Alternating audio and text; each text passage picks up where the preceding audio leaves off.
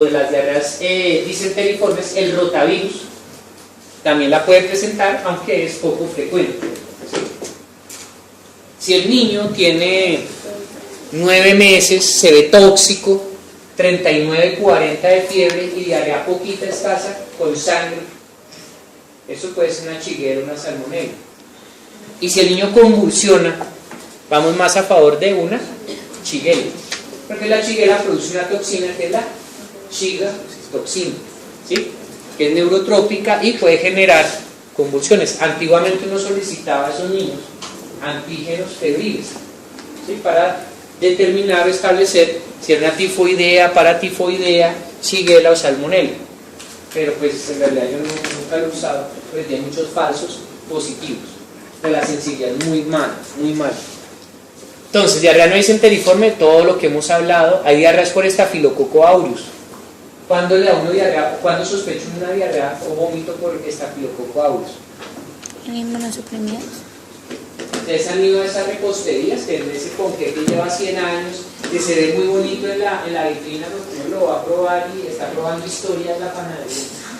En la crema, ¿sí? Prolifera muy bien ese Staphylococcus aureus, que produce una toxina que induce de forma rápida y abrupta vómito, ¿sí? Y posterior diarrea, muy similar a la del cólera, pero no tan agresivo, porque tal vez es una toxina, ¿sí? Se vuelve secretora. Bueno, una pregunta: ¿cómo diferencio yo clínicamente una diarrea secretora de una diarrea osmótica? Cuando ustedes ven que los profes dicen, no, hagamos la prueba de una vía oral, ¿qué significa eso? Pues que no le va a dar nada de comida. ¿Por cuánto tiempo lo hacen generalmente? No, menos. Uno, mira, esa ni siquiera es una indicación para hacerlo, porque uno necesita trofismo del intestino, que el niño esté comiendo así sea agua. ¿Por qué? Porque así como las fracturas, que a uno antes le decían, no, quédese quietico un mes, y ese hueso no pega, ahora le dicen, no, ponga una bota y empieza a caminar con la fractura para estimular los osteoclastos. Lo mismo sucede con el intestino. A medida que uno les da comida y alimentación, estimula la movilidad del enterocito, la velocidad y la regeneración, eso lo acelera, ¿sí? Entonces, cuando uno dice un reposo intestinal de 1 a 2 horas, primero es para que el niño no siga vomitando, la mamá no esté molestando, y lo segundo, yo lo hago, es para ver si es osmótica o es secretora, por el tema del cólera. La que es secretora, así el niño no coma, hace diarrea, porque es secretora, ¿sí? Él no necesita el estímulo de la alimentación, sino tiene una toxina que está haciendo funcionar al revés estas bombas, ¿sí? De sodio, potasio, ATPase. Pero si la diarrea es osmótica y yo le digo a la mamá no le dé comer a ese bebé por 2 horas, ¿qué pasa con el bebé? Deja de tener diarrea porque ya no hay oligo ni polisacáridos en la subclusis intestinal que arrastren agua. Entonces ustedes pueden diferenciar así una diarrea osmótica de una diarrea secretora, ¿correcto? Ahora vamos, como esta clase es una simbiosis entre parásitos, ¿sí? Diarrea por parásitos, esa es la clase de hoy, ¿cierto? Diarrea aguda, diarrea cronal y poliparasitismo. Yo trato de encasillarlas todas en la misma. ¿Para qué? Para que no empecemos a aprender como nos enseñaban por módulos. Ahora, factores de riesgo para contraer y prolongar un cuadro de diarrea aguda. ¿Muchos datos? Listo, léete ahí. ¿Cuáles son los principales factores de riesgo en nuestro medio para desarrollar enfermedad diarreica aguda? Recomendación: se ha descrito como factores de riesgo para que los niños menores de 5 años desarrollen EDA, ausencia de lactancia materna o suspensión precoz de esta en episodios de diarrea previos, edad del niño entre 6 y 11 meses, tabaquismo en el hogar, uso de agua visiblemente contaminada para consumo y preparaciones de alimentos en el hogar, anemia o desnutrición en cualquier grado, contacto cercano con un paciente con diarrea, viajes a sitios de alta incidencia de diarrea, ausencia de inodoros o inadecuada eliminación de excretas y basuras en el hogar, madre menor de 20 años de edad o que desconoce los factores de riesgo o que padece de depresión, presencia de moscas en el hogar del niño. Se recomienda tener en cuenta estos factores en el manejo en el momento en que se necesite establecer medidas preventivas individuales o comunitarias de prevención de la diarrea. ¿Ves? Hipócrates sigue siendo vigente con sus mianos, mire, donde haya moscas, donde huela feo, ¿sí? Porque eso es Eso es algo que nosotros a veces no desarrollamos. En los niños hay estudios sociales, ¿sí?, de las ciencias sociales, que se pueden analizar los niños que vivían en basureros, ¿sí?, o que trabajaban con los papás reciclando, y ellos han perdido esa noción protectora, ¿sí?, que tiene el olfato. Si ustedes van a una panadería y se van a tomar un jugo y les huele a trapo el vaso, ¿ustedes qué hacen? ¿Se lo toman con más ganas? ¿Cierto? Uy, ese era el jugo que yo estaba haciendo, señorita, pero no sabe qué pasa acá, ¿sí? Porque el olfato nos protege frente a eventuales injurias, sobre todo la enfermedad diarreica. Pero en esos niños sería que empezaba a haber no una alteración, sino una transformación de lo que era la percepción de daño. O sea, que si un niño de eso se aleja de algo, pues nosotros nos tendremos que alejar muchísimo más, ¿sí? Porque ellos ya tienen un proceso adaptativo no solamente olfativo, sino inmunológico. Lo que nos contaba de la clase pasada de las ratas de laboratorio de las de caña, ¿sí? Nosotros probablemente sucumbiríamos más fácilmente a una gastroenteritis, ¿sí?, si no tenemos ese método, ese mecanismo protector. El tabaquismo en el hogar, ¿sí?, no sé por qué, pero en estudios se ha visto y en las guías se menciona que puede generar riesgos, pero la verdad que no sé si es por el humo de cigarrillo o por condiciones asociadas al tabaquismo. Yo ahí no tengo la explicación. La del niño entre 6 y 11 meses, porque ya es un niño que hace esto, ¿no? Ya coge las cosas. Los niños, por eso, a los 6 meses, entonces inicia la complementaria, porque como lo mencionaban, tiene disociación de la cintura escápulo-pélvica, entonces ya pueden hacer movimiento de giro, ya pueden hacer este movimiento de llevar bocado, ¿sí?, de la mano a la boca. Entonces comienza el desarrollo boca, mano, ojo, en la coordinación. Entonces empieza ahí la coordinación fina a aparecer, ya hacen la pinza gruesa, entonces ya pueden hacer también esto, que es coger la cuchara. Lo que pasa es que a los 6 meses se pegan en el ojo, botan todo, pero lo van afinando, ¿sí?, poquito a poco. Y ahí se incrementa entonces el riesgo de contraer enfermedades de este tipo. Anemia o desnutrición en cualquier grado nos va a prolongar, ¿sí?, la diarrea, por lo que les mencionaba. No tenemos suficiente zinc, vitamina A, ni hierro. Aquí está el otro, anemia. Que la mamá con depresión, pero creo que si está deprimida de base y el niño arranca con este episodio, se deprimirá más, no sé, y la respuesta, ¿sí?, frente a la enfermedad se altera, ¿sí?, porque la mamá va a estar pensando en mi problema, ¿sí?, y en que el niño se me volvió otro problema para mí, y puede llegar a caer en una no adecuada adherencia al tratamiento. Los niños menores de 5 años que reciben leche materna exclusiva hasta los 6 meses o hasta el año, o sea, que reciba leche materna, comparados con los que no, tienen mayor incidencia de diarrea. Entonces es otra pregunta que las guías de ministerio no responden. Entonces dice, se recomienda que los niños reciban leche materna de manera exclusiva durante los primeros 6 meses de vida, con el fin de disminuir la incidencia. ¿Cómo disminuye la leche materna la incidencia de estas enfermedades, cualquiera que ya sean? ¿Qué tiene la leche, mejor dicho? Tiene inmunoglobulinas. ¿Qué más tiene? A ver, vamos a mirar la farmacodinamia de la leche materna.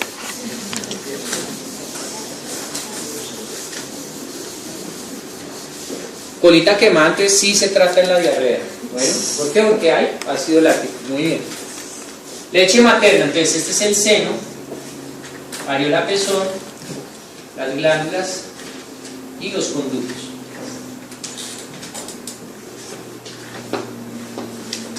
Primero, ¿qué diferencia tienen los senos de la mujer frente a la ubre de la vaca?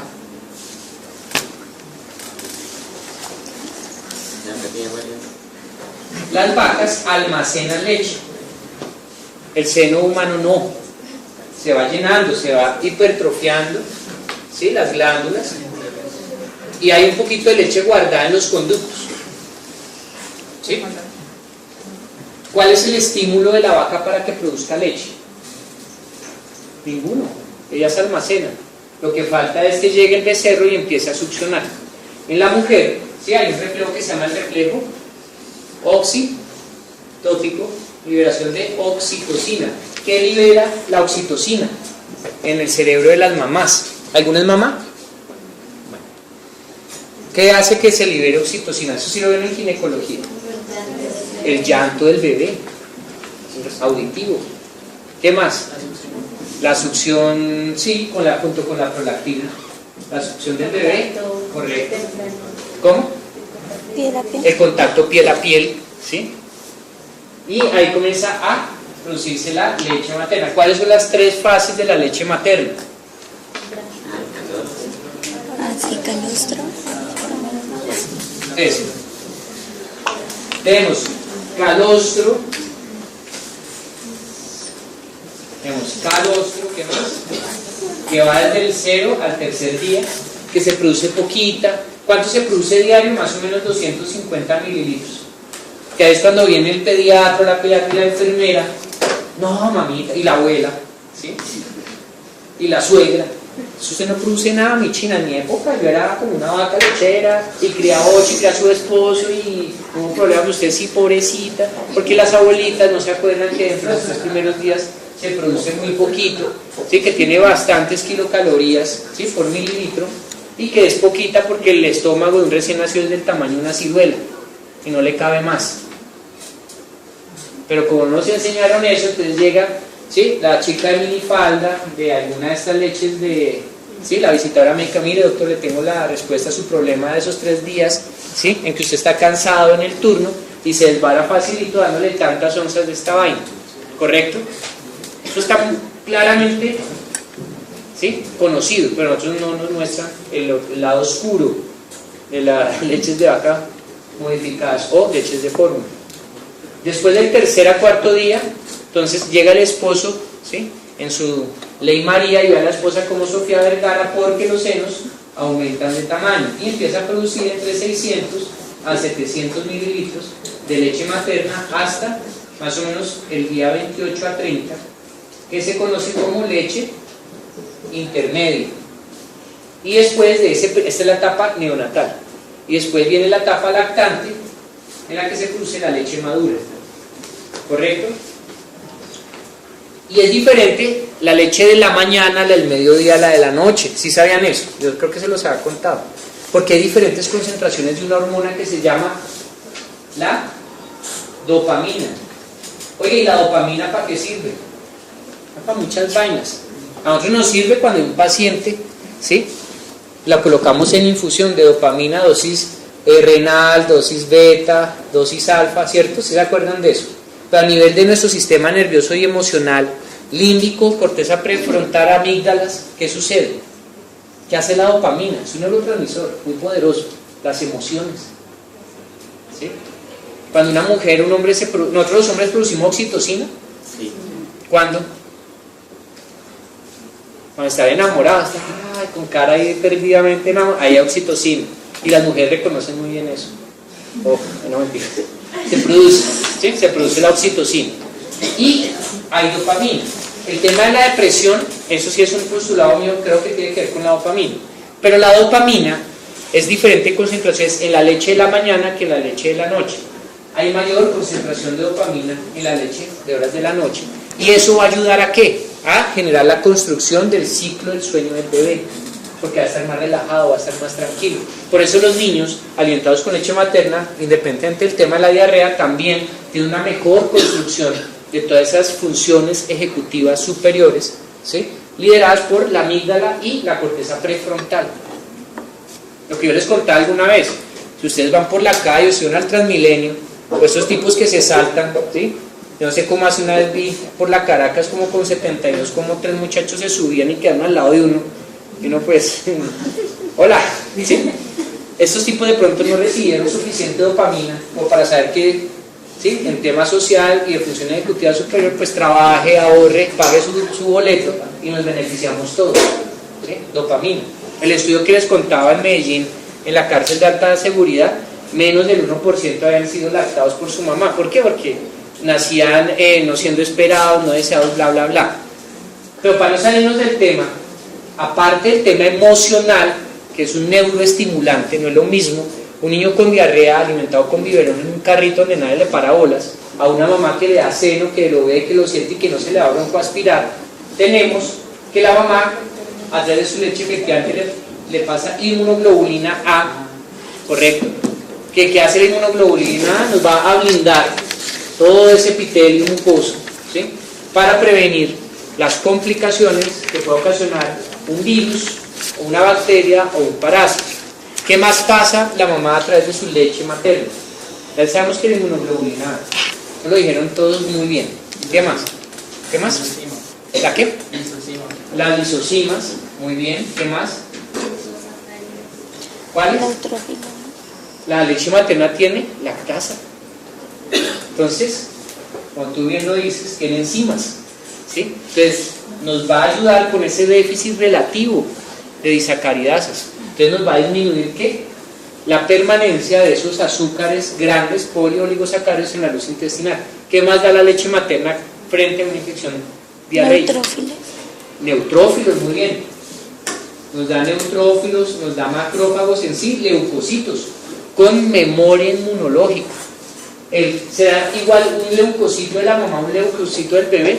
Esos leucocitos maternos que pasan a través de la leche materna se encargan de llegar al tracto digestivo, a las placas de Peyer, ¿sí? Y empezar a estimular o entrenar a los leucocitos del lactante. O sea, el sistema inmunológico empieza a aprender del bebé, del sistema inmunológico de la mamá. ¿Qué más tiene?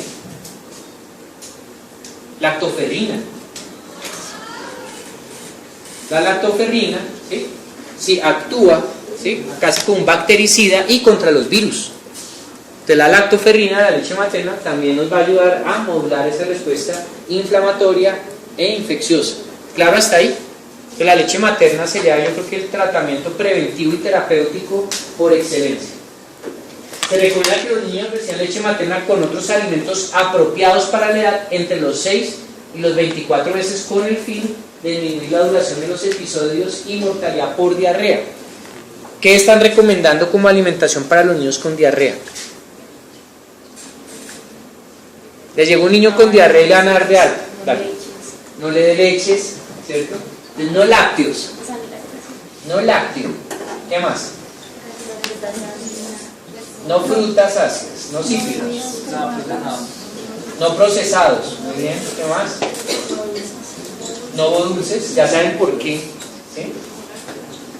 No dulces, por ende no gaseosas. El Gatorade es muy bueno para hidratar, ¿cierto? La vecina usa el Gatorade. ¿Por qué no? Porque eso es para deportistas, tiene alto contenido de azúcar, ¿sí? Está pensado es para un James, ¿sí? Un cuadrado, no un niño de, ¿sí? A duras penas. Entonces, ojo con eso. ¿Qué más? Nada de grasas. Fíjate que esa recomendación de las grasas ya ha ido cambiando. Que no le des huevo, que no le des aceite, hay que darles. ¿Por qué? Te voy a decir por qué. Porque se vio que a nivel del intestino grueso, en la porción final, los colonocitos absorben, ¿sí? Ácidos grasos que sirven para estimular factores de crecimiento en otras áreas del intestino. Entonces sí puede llegar a servir. Sí, hay muchas cosas que han ido cambiando. Que dele manzana, guayaba, pera, pues sí, dele, no hay problema. Pero dele arroz, dele carne, dele papa, dele yuca, ¿sí? Todos esos alimentos que salen ahí en su librito. ¿Y por qué caldo? La papa no tiene carbohidratos. Cuando nosotros las coccionamos, ¿qué es lo que sucede? Hay un efecto térmico que va o empieza a romper esas disacaridasas o oligosacaridasas y las vuelven moléculas más sencillas para absorber el intestino. ¿Se acuerdan de que hay acá en la membrana vasolateral del intestino? El cotransportador, ¿qué? Una molécula de sodio por una de azúcar. De ahí es que nacen las nuevas sales de hidratación oral, que tienen 75 miliequivalentes de sodio y 75 de azúcar. Entonces es una solución balanceada que absorbe 1 a 1 con una osmolaridad de 245 y que sirve muy bien para las diarreas por cólera o las diarreas por cualquier cosa. Muy bien. Estaba mirando la página del Observatorio Ambiental y me la cambiaron toda, esta es del año pasado, como cambio de alcalde y de todo eso, entonces están modificando todo.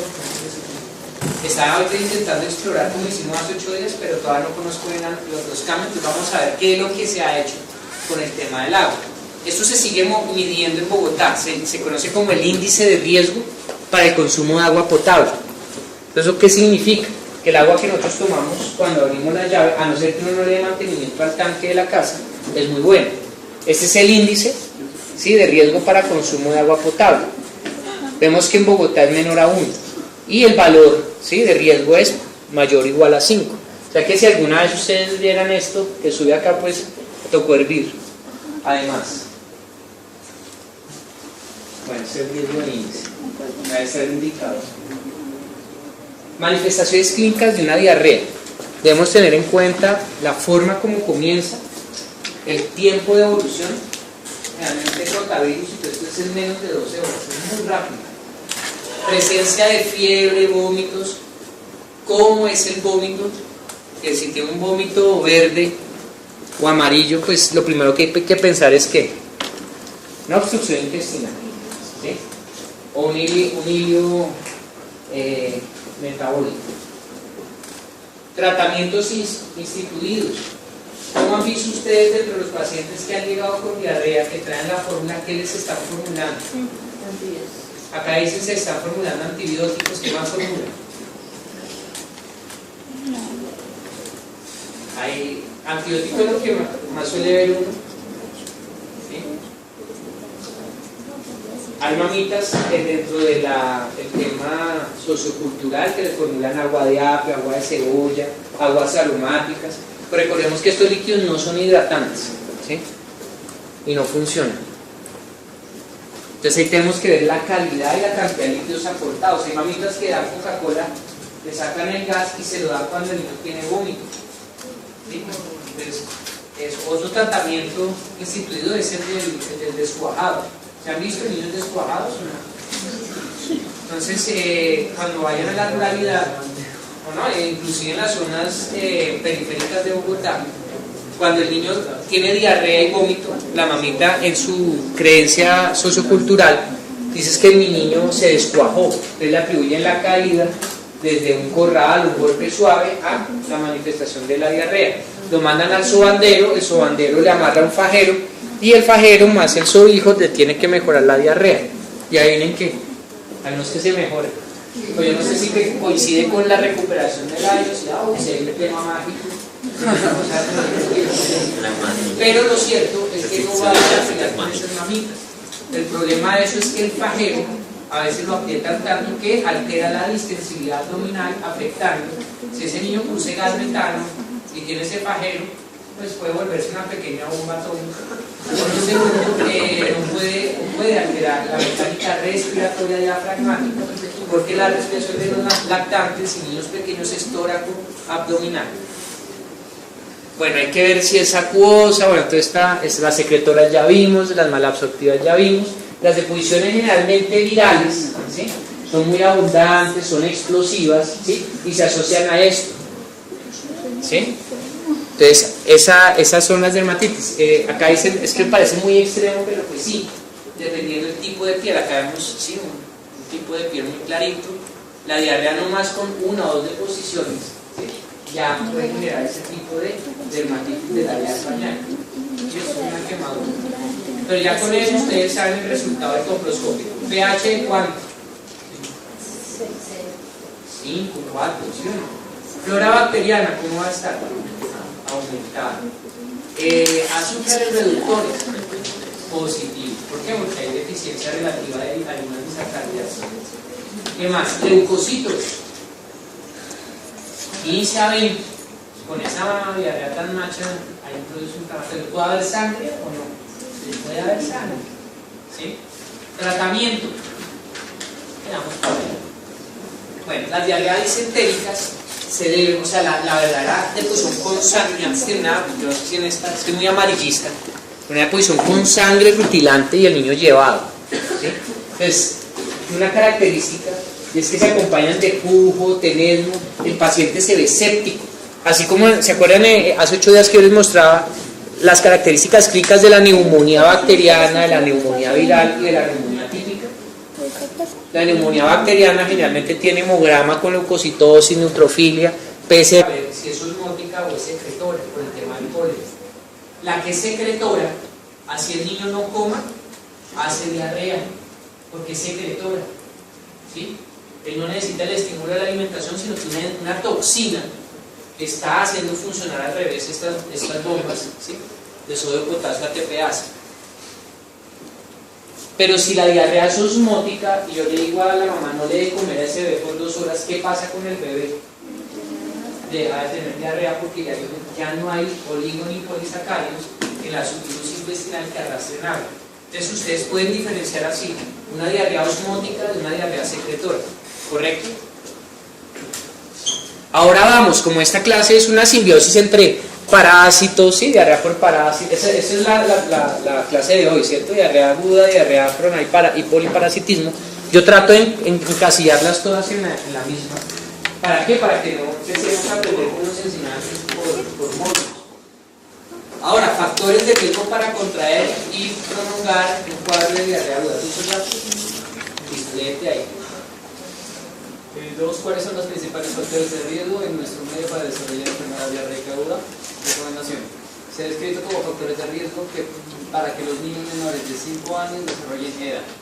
Ausencia de lactancia materna o suspensión precoz de esta en episodios de diarrea previos. Edad del niño entre 6 y 11 meses. Tabaquismo en el hogar. Uso de agua visiblemente contaminada para consumo y preparaciones de alimentos en el hogar. Anemia o desnutrición en cualquier grado, contacto cercano con un paciente con diarrea. Cuando ustedes ven que los propios dicen, no, hagamos la prueba de nada vía oral, ¿qué significa eso? Pues que no le va a dar nada de comida por cuánto tiempo lo hacen generalmente. No menos. Mira, esa ni siquiera es una indicación para hacerlo, porque uno necesita trofismo del intestino, que el niño esté comiendo así sea agua. ¿Por qué? Porque así como las fracturas, que a uno antes le decían, no, quédese quietico un mes, que ese hueso no pega, ahora le dicen, no, ponga una bota y empieza a caminar con la fractura para estimular a los osteoclastos. Lo mismo sucede con el intestino. A medida que uno les da comida y alimentación, estimula la movilidad del enterocito, la velocidad y la regeneración, eso lo acelera, ¿sí? Entonces, cuando uno dice un reposo intestinal de 1 a 2 horas, primero es para que el niño no siga vomitando, la mamá no esté molestando, y lo segundo, yo lo hago, es para las diarreas disenteriformes, el rotavirus también la puede presentar, aunque es poco frecuente, ¿sí? Si el niño tiene 9 meses, se ve tóxico, 39, 40 de fiebre y diarrea poquita, escasa, con sangre, eso puede ser una chiguera, una salmonela. Y si el niño convulsiona, vamos más a favor de una chiguela, porque la chiguela produce una toxina que es la chigatoxina, ¿sí? Que es neurotrópica y puede generar convulsiones. Antiguamente uno solicitaba a esos niños antígenos febriles, ¿sí? Para determinar o establecer si era una tifoidea, paratifoidea, chiguela o salmonela. Pero pues en realidad yo nunca lo he usado, pues tiene muchos falsos positivos, pero la sensibilidad es muy mala, muy mala. Entonces, diarrea no disenteriforme, todo lo que hemos hablado. Hay diarreas por Staphylococcus aureus. ¿Cuándo le da uno diarrea? ¿Cuándo sospecha una diarrea o vómito por Staphylococcus aureus? Inmunosuprimidos. Ustedes han ido a esas reposterías que en ese ponqué que lleva 100 años, que se ve muy bonito en la vitrina, porque uno lo va a probar y está probando historia de la panadería. En la crema, ¿sí? Prolifera muy bien ese Staphylococcus aureus, que produce una toxina que induce de forma rápida y abrupta vómito, ¿sí? Y posterior diarrea. Muy similar a la del cólera, pero no tan agresiva, porque tal vez es una toxina, ¿sí? Se vuelve secretora. Bueno, una pregunta. ¿Cómo diferencio yo clínicamente una diarrea secretora de una diarrea osmótica?